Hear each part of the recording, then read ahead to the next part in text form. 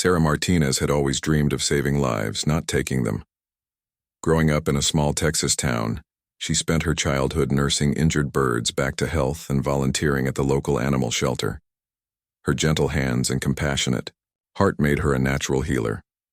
When she turned 18, Sarah enlisted in the Navy with one clear goal: to become a hospital corpsman and serve alongside the Marines as a combat medic. The training was brutal, but Sarah pushed through every challenge. She learned to treat gunshot wounds, perform emergency surgery under pressure, and carry wounded soldiers to safety. Her instructors praised her steady hands and calm demeanor under fire. Sarah believed she had found her calling. She would be the angel of mercy on the battlefield, the one who brought hope in the darkest moments of war. Her first deployment came sooner than expected. The Navy assigned her to a forward operating base in Afghanistan, where she would work alongside a SEAL team conducting dangerous missions in Taliban-controlled territory. The team leader, Commander Jake Sullivan, was skeptical about having a young female medic join their tight-knit group. These men had been through hell together, and trust was everything in their line of work. Sarah proved herself quickly during her first mission.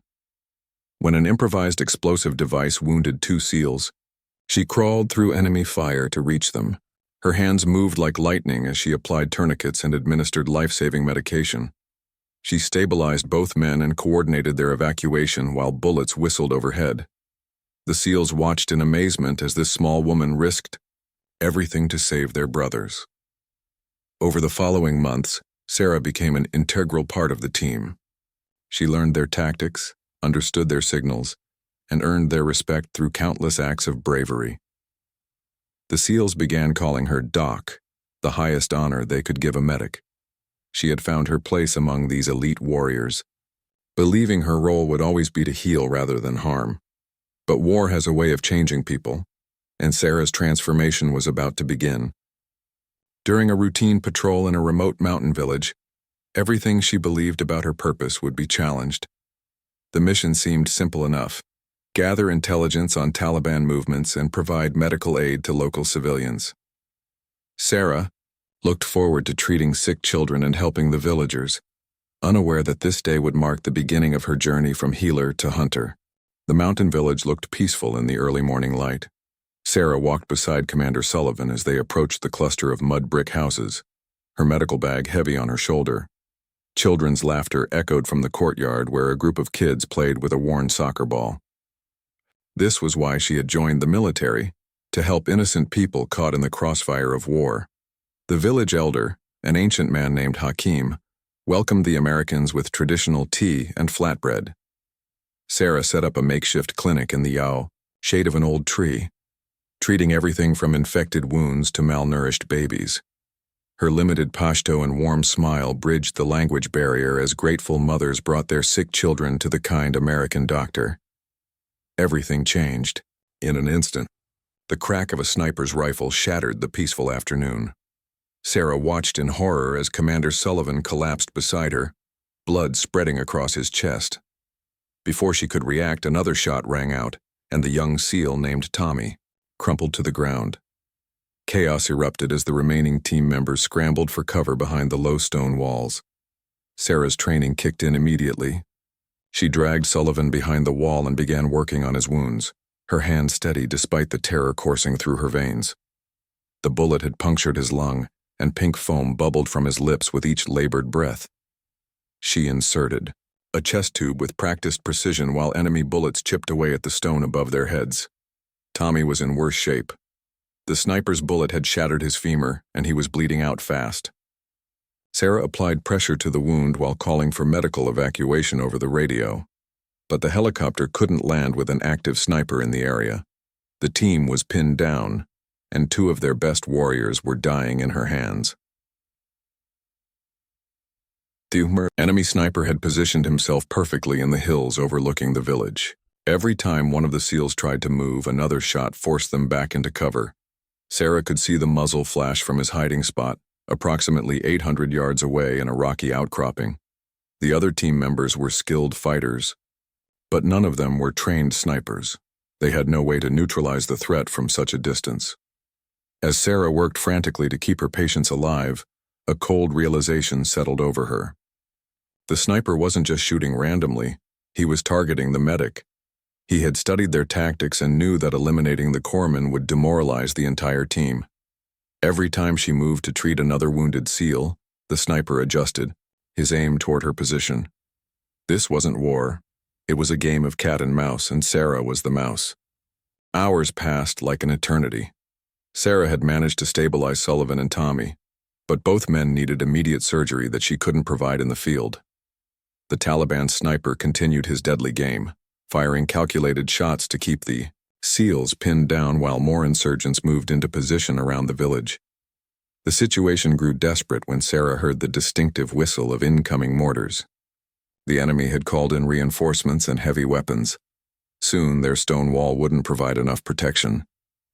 She looked around at the faces of the SEALs. Men who had survived dozens of combat missions were now trapped like animals, watching their brothers slowly die from treatable wounds. Sergeant Mike Chen, the team's communications specialist, crawled over to Sarah's position. His face was grim as he delivered the news. "Doc, we've got at least 20 Taliban moving in from the north. That sniper has us zeroed, and air support is still 30 minutes out. We need to move now or we're all dead." Sarah stared at the rocky outcropping where the sniper had been firing from all afternoon. She had watched his pattern, studied his timing, and calculated the distance. Her father had taught her to shoot when she was 12 years old, taking her hunting in the Texas hill country every weekend. She had been a natural marksman, winning several youth competitions before deciding to focus on medicine instead of marksmanship. The weight of the situation pressed down on her shoulders. 2 of her patients were dying, and the entire team was trapped because of one man with a rifle. Sarah had sworn an oath to do no harm, but what about the harm that would come to her team if she didn't act? The sniper had already wounded 3 SEALs and was preventing medical evacuation. He had made his choice. Now she had to make hers. "Chen," she whispered, "where's the nearest rifle?" The sergeant looked at her with confusion and concern. Sarah Martinez was a medic, not a shooter. But something in her eyes had changed during those long hours under fire. The gentle healer was gone, replaced by someone harder and more determined. Chen pointed to where Corporal Davis lay behind a nearby wall, clutching his shoulder where shrapnel had torn through his gear. His M110 sniper rifle lay beside him, unused, because the angle wasn't right from his position. Sarah calculated the distance and sight lines. From her location, she would have a clear shot at the enemy sniper's nest. The transformation had begun the moment Sarah picked up that rifle. Her hands, which had spent months healing wounds and saving lives, now wrapped around a weapon designed to take life. She had crossed a line that she never thought she would cross, but there was no going back. The team needed her to be something more than a medic. They needed her to be their salvation. Sarah crawled across the dusty ground to reach Corporal Davis, keeping her head low as bullets continued to snap overhead. Davis was pale from blood loss, but his eyes widened when he saw her reaching for his rifle. "Doc, what are you doing?" he whispered through gritted teeth. "Something I should have done hours ago," Sarah replied, checking the weapon's scope and ammunition. The M110 felt familiar in her hands despite the years since she had last held a rifle. Her father's voice echoed in her memory.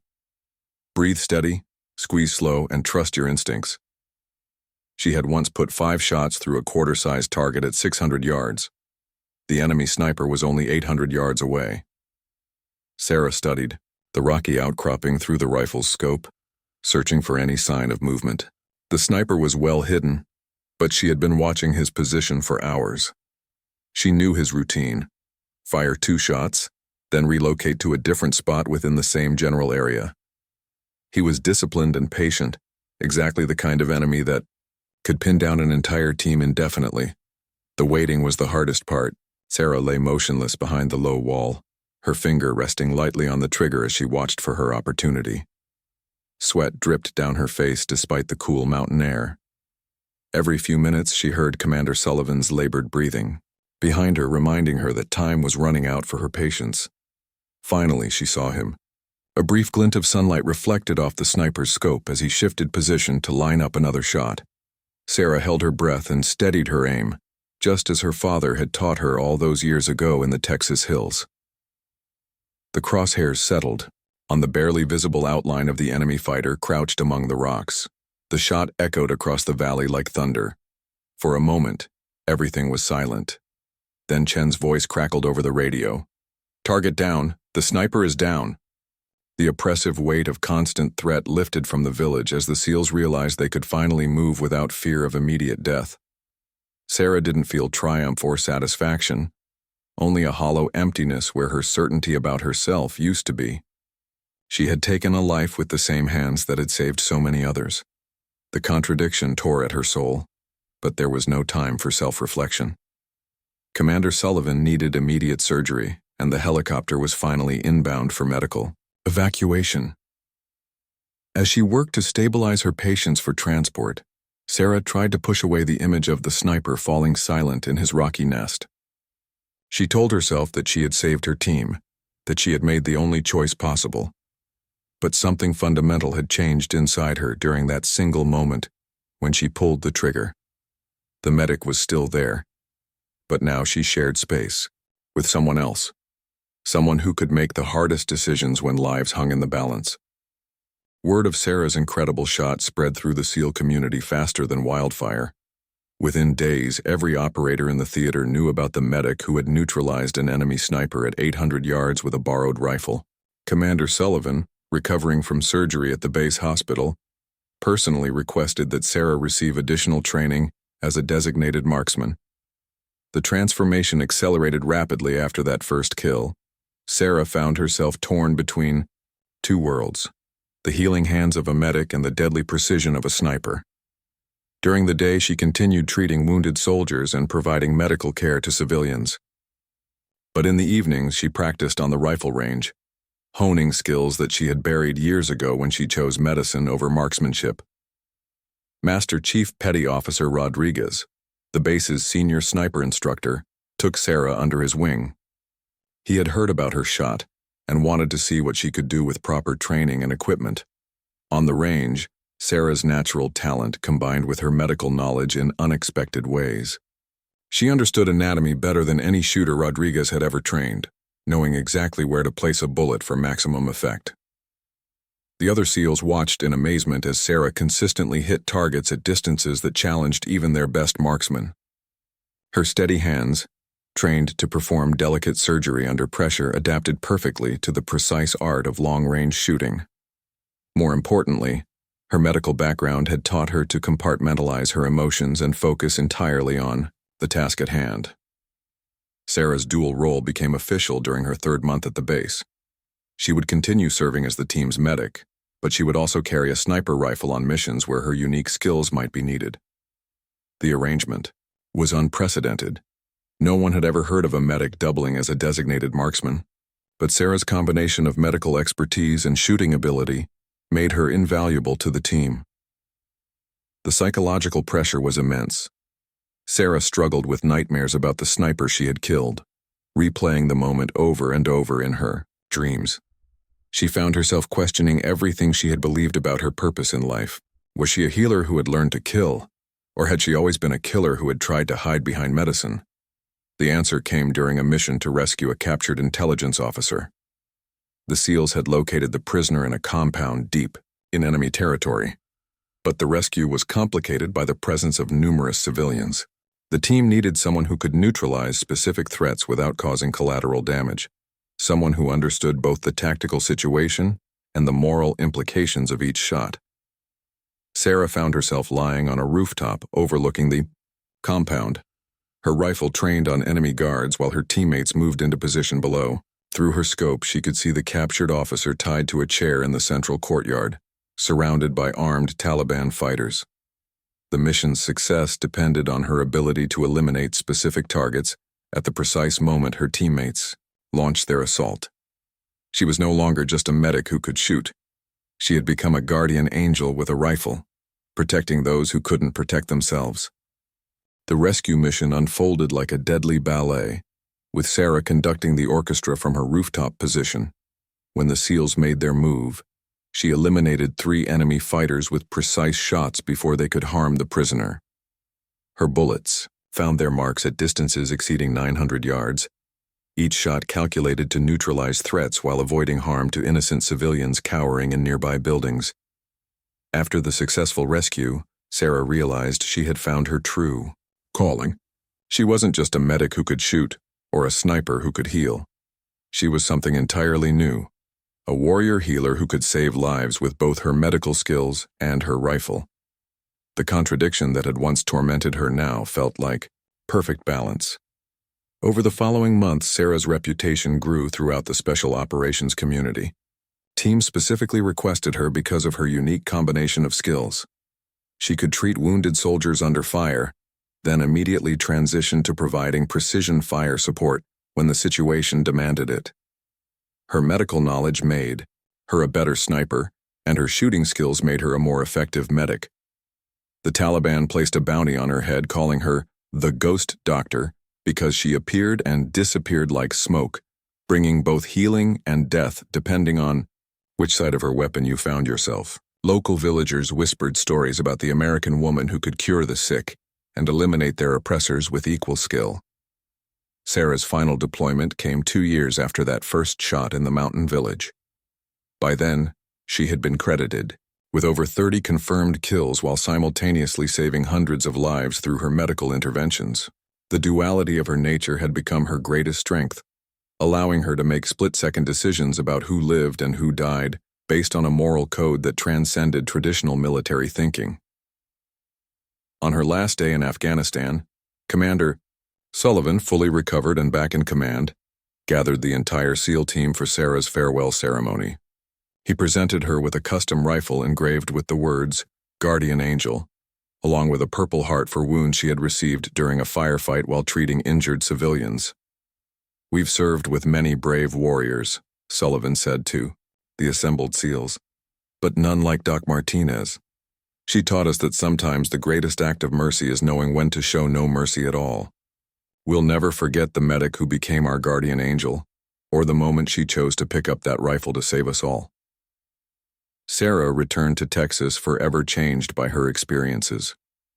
She used her GI Bill benefits to become a trauma surgeon, but she never forgot the lessons learned on those distant battlefields. In her civilian life, she continued to embody the warrior-healer philosophy, fighting death in operating rooms with the same determination she had once used to fight enemies in the mountains of Afghanistan. The gentle girl who had once dreamed only of saving lives had discovered that sometimes, in order to save some lives, you must be willing to take others.